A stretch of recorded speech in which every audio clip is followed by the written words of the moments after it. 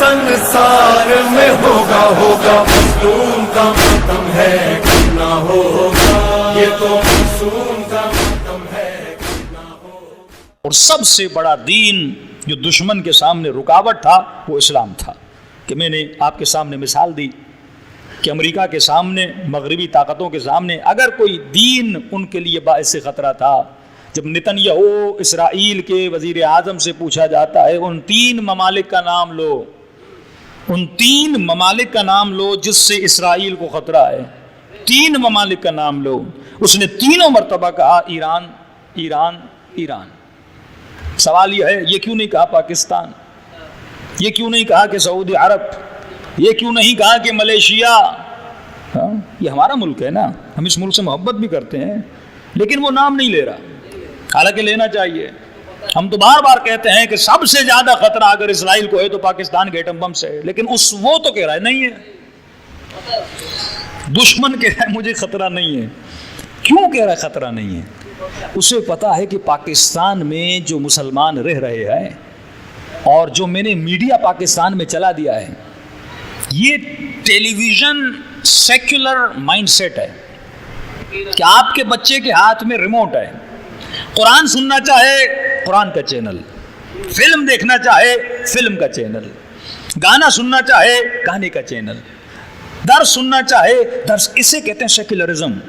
یعنی مندر بھی ہو، مسجد بھی ہو، نماز بھی ہو، ڈانس بھی ہو، گانا بھی ہو اور حسین کا نوحہ بھی ہو.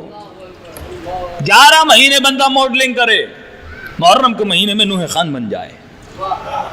یہ کیا ہے؟ یہ کیا ہے؟ یہ سیکولرزم ہے نا، کہ میں 10 دن کا مسلمان بنوں گا اور 11 مہینے مسلمان نہیں رہوں گا. مجھے حسین کی مجلس میں حلیہ تو حسینی ہے، لیکن میری شادیوں میں آ جاؤ تو لگتا ہے کوئی انڈیا کی فنکشن چل رہا ہے، گانے چل رہے ہیں، ڈانس چل رہا ہے، مکس گیدرنگ چل رہی ہے.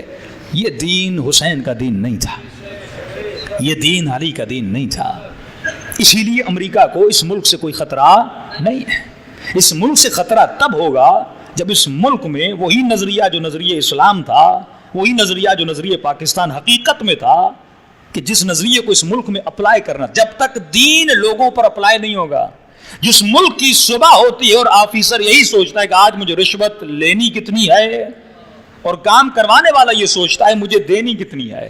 جس ملک میں چھوٹے سے چھوٹے لے کر بڑے سے بڑے آفیسر کا ذہن کرپٹ بن جائے، جس کے ذہن میں اللہ کی دشمنی آ جائے، جس کے ذہن میں سود کا نظام آ جائے، جس کے پیٹ میں حرام کا لقمہ آ جائے، پھر ان پیٹوں سے کبھی بھی حسینی بچے پیدا نہیں ہوتے. جب تک نظام کو نہیں بدلو گے، نظام کا مطلب یہ جب تک اسلامی تہذیب کو نافذ نہیں کرو گے، جب تک حیا کو عروج پہ نہیں چڑھاؤ گے. ہم نے ایک سینسر بورڈ بنایا ہوا ہے کہ بھائی شراب کو نہیں دکھانا، بد حجابی کو نہیں دکھانا، اوریانی کو نہیں دکھانا. اور یہ سینسر بورڈ کرتا کیا ہے ڈراموں میں؟ جناب شراب پی رہے ہیں اس کو تھوڑا بلر کر دیتا ہے، بچوں کے لیے دیکھنا منع ہے. یعنی دیکھو لیکن دیکھنا منع ہے. ڈرامہ دیکھو، پورے ڈرامے میں 2 سین بھی ایسے آ جائے نا، اس بچے کے ذہن میں یہ اثر کیا رکھتا ہے، اس کے سب کانشیس میں چیز پڑی جاتی ہے کہ شراب پینا بری بات نہیں ہے.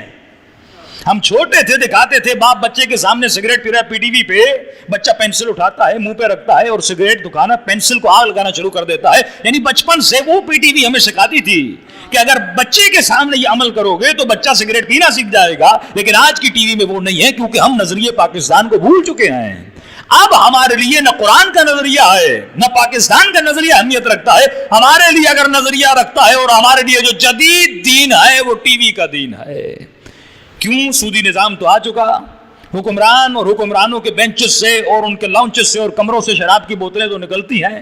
3 بڑی رکاوٹیں تھی اسلام میں. اسلام سود کا انکار کرتا تھا، اسلام شراب کا انکار کرتا تھا، اور اسلام فری سیکس سوسائٹی کا انکار کرتا تھا کہ جوانوں پر کنٹرول کیا جائے، اس کے دین و ایمان کو بچا دیا جائے. اور فری سیکس سوسائٹی کب بنتی ہے؟ جب آپ خواتین کو آزاد کرتے ہو. دیکھیے جب ورلڈ سیکنڈ وار ہوئی تو اس وار میں یہ وقت تقریباً مر چکے خواتین بچے. یہودیوں نے کہا اپنی فیکٹری کو کیسے چلائیں، کمپنیوں کو کیسے چلائیں، کیونکہ طاقت نہیں تھی نا، لوگ نہیں تھی، توانائی لوگوں کی نہیں تھی، کون کام کر، مرد تو تھے نہیں. تو انہوں نے کہا خواتین کو گھر سے نکالو. یہی ویسٹرن لوگ، ان کی خواتین وہ کپڑے پہنتی تھی جو سمجھتی تھی کہ حضرت مریم سے میں یہ کپڑے ملیں، کیپ لگاتی تھی، کھلے ڈھیلے ڈھالے کپڑے پہنتی تھی. اب یہ فیکٹری میں آ گئیں کہ عورتیں بند کیوں ہوں، عورتوں کو آزاد ہونا چاہیے. لولی پاپ دکھا کے انسان کو گھر سے نکالا جاتا ہے. شکارچی جب شکار کرتا ہے تو وہ چیز رکھتا ہے جو خاتون کے لیے میٹھی ہو. اسے آزادی کی لالچ دے کے فیکٹری میں لایا. اب انہوں نے دیکھا ڈھیلے ڈھالے کپڑوں میں یہ خواتین کام کیسے کریں, تو ان کے لیے چھوٹے کپڑے بنائے گئے, جینز کو خلق کیا گیا, اسکرٹ کو خلق کیا گیا. اب یہ کپڑے پہننے لگی. اب جب خواتین منظر عام پہ آئیں اور فیکٹریوں میں کام کرنے لگی, اب سیدھی بات ہے جب نیگیٹو پوزیٹو ایک جگہ پہ ہوں گے, جب خدا نے کہا خاتون کے لیے بہتری, جب سیدانے کا عورت بہترین اللہ کے قریب تب ہوتی ہے جب اپنے گھر کے اندر ہوتی ہے, کیونکہ یہ وجود ایسا, اس کے وجود میں اٹریکشن ہے, ہر مرد اس کی طرف کھینچتا ہے. اب جیسے خواتین آفیسز میں گئیں, مرد بھی موجود ہے, خاتون بھی موجود ہے, تو کیا ہوئی, گہما گہمی ہوئی. اب انہوں نے دیکھا یہ کام زیادہ نہیں کرتے, گپے زیادہ لگاتے ہیں, تو کہ ان کو ہفتے میں ایک دن چھٹی دی جائے. اب ہفتے میں چھٹی تو دی جاتی تھی. اب اس چھٹی میں کیا ہوتا تھا, یہ ایک دن کلب میں جاتے تھے, کلب میں جا کے یہ خوب شراب پیتے تھے, خوب ناچتے تھے. اب شراب انگریز اتنی پیتا تھا, اگر آپ سیٹرڈے سنڈے نائٹ انگلینڈ یا لندن کی گلیوں میں چلے جائیں تو خود ہمارے ٹیکسی ڈرائیور بتاتے ہیں کہ مولانا یہ روڈوں پہ گرے ہوتے ہیں, اتنی شراب پیتے کر کر کے اپنے وجود کو خراب کر کے زمین پہ گر جاتے ہیں. اب جس بندے نے پچھلی رات شراب پی, اگلی رات آفس میں آ رہا ہے, تو کام کہاں سے کرے گا, وہ ڈیسک پہ لیٹا ہوا ہے. تو انہوں نے ایک چھٹی سے 2 چھٹیاں کی, فرائیڈے کو تنخواہ کا دن رکھا, 2 چھٹیاں دے دی. اب ہفتے میں کام تو ہو ہی نہیں رہا تھا, 3 دن کام کرنے آ رہے تھے, 2 دن شراب پی رہے تھے, 2 دن سوتے رہتے تھے. اب انہوں نے کہا کہ وہ مارکیٹیں ڈھونڈو جہاں سے تجھے سستے لیبر مل جائے. وہ مارکیٹ تھی ہماری پاکستان کی مارکیٹ.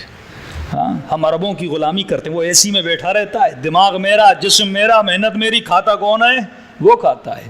ہم کل بھی غلام تھے, آج بھی غلامی کی سوچ میں. رسول نے فرمایا تجارت کر, چھوٹے سے چھوٹا کام بھی کر, اپنی دکان کھول, اپنا کام کر, کسی کا غلام نہ بن, کسی ظالم کا غلام نہ بن. لیکن ہمارے بچے, ہمارے جوان, کوئی دبئی جا رہا ہے, کوئی سعودی عرب جا رہا ہے, تو انہوں نے ہمیں غلامی کے لیے بولا, کیونکہ ہم سستے بھی تھے اور پتا تھا یہ تو شراب بھی نہیں پیتا, کلب بھی نہیں جائے گا, تو وہ اگر 3 دن کام کرتا یہ پورا ہفتہ کام کرتا رہے گا. تو اب انہوں نے ہمارے ہی دین کو ہمارے فائدے میں ڈالنا شروع کر دیا. مسلمانوں کو بلایا, ان کے لیے مسجدیں بنائیں, امام باڑے بنائے, کا سب کچھ بنائیں گے. پتا تھا بچہ پڑھے گا کہاں, انگریز کو اسکول میں پڑھے گا. اب میں مسلمان, بچہ انگریز کو اسکول میں پڑھ رہا ہے. اب وہ خاتون جینز بھی پہن رہی ہے, وہ بچے کا کلچر بھی وہی ہے, اس کی تہذیب بھی وہی ہے, اس کے کپڑے بھی وہ ہیں. کہ یہ کتنا بچائے گا, پہلی نسل کو بچائے گا, لیکن آگے جا کے یہ مسلمان تو رہے گا لیکن سیکولر مسلمان بن جائے گا. لیکن میں ان کی دسترس سے دور تھا. وہ مسلم جو امریکہ نہیں جا رہا, وہ مسلم جو یورپ نہیں جا رہا, پاکستان نے اپنے دین و ایمان کو بچا کے بیٹھا ہے کہ کوئی بات نہیں, ہم امریکہ کے کلچر کو ان کے گھروں میں بھیج دیں گے. کس کی صورت میں, ٹی وی کی صورت میں, ڈرامے کی صورت میں, فلم کی صورت میں. یہ فلم آپ سمجھتے ہیں, میں دیکھ رہا ہوں, اثر ہوتا ہے جب لفظوں کا اثر ہوتا ہے. میں نے اشران چولی میں پڑھا ذکر اور فکر, وہاں پہ لفظ کی میں نے بحث کی تھی. لفظوں کا اثر ہے کہ فرمایا اگر پہچاننا ہے کون مومن ہے کون منافق ہے, علی کا ذکر کرو. چہرہ کھل جائے تو مومن ہے, شکل بگڑ جائے تو منافق ہے. یعنی ایک لفظ مومن اور منافق کی پہچان کروا دیتا ہے. اتنا اثر ہے لفظ میں. لفظ کربلا لوں, دماغ کہاں جاتا ہے, کربلا. لفظ نجف لوں, دماغ کہاں جاتا ہے, علی کے روضے کے. لفظ کعبہ لوں, دماغ کہاں گیا, مکہ. لفظ مدینہ لوں, دماغ کہاں گیا, رسول کے روضے کی طرف. لفظ اثر رکھتے ہیں. تبھی فرمایا جب تو گانے سنتا ہے, یہ آوازیں تمہارے وجود پہ اثر رکھتی ہیں. جو خوشبو اپنے جسم پہ لگاتا ہے, یہ خوشبو اثر رکھتی ہے. جب علماء حفظ قرآن کرتے تھے تو خاص خوشبو لگاتے تھے. جب مصلے پہ کھڑے ہو جاؤ تو خوشبو لگاؤ. اب جب تو مصلے پہ نہیں ہوگا پر مصلے پر کھڑے ہوتے وقت ایک خاص خوشبو لگائے گا. جب مصلے سے دور ہو جائے گا, لیکن جب وہ خوشبو آئے گی تجھے مصلہ یاد آ جائے گا. اس خوشبو میں میموری ہے, یہ خوشبو حافظہ رکھتی ہے. کئی بار ہوا, مثلا آپ کربلا گئے, کربلا کے حرم کی خاص خوشبو ہے. مثلا میں نے وہ عطر لگایا, آپ میرے سامنے سے گزرے, آپ کو یاد کیا آئے گا, کربلا آ جائے گی. کچھ کہتے مولانا عطر امام رضا کا عطر لائیے, وہ عطر لگاتے مولانا رضا کی یاد آتی ہے. تمہارا پورا وجود ہے, اس میں میموری ہے, اس میں سٹوریز ہیں, اس میں احساسات ہیں, اس میں ایموشنز ہیں. آج کیوں مسلمان اتنا بے چین ہے, کیونکہ میں نے دین کو سمجھا نہیں ہے. اس طرح دین پہ نہیں چلا جس طرح رسول نے کہا تھا.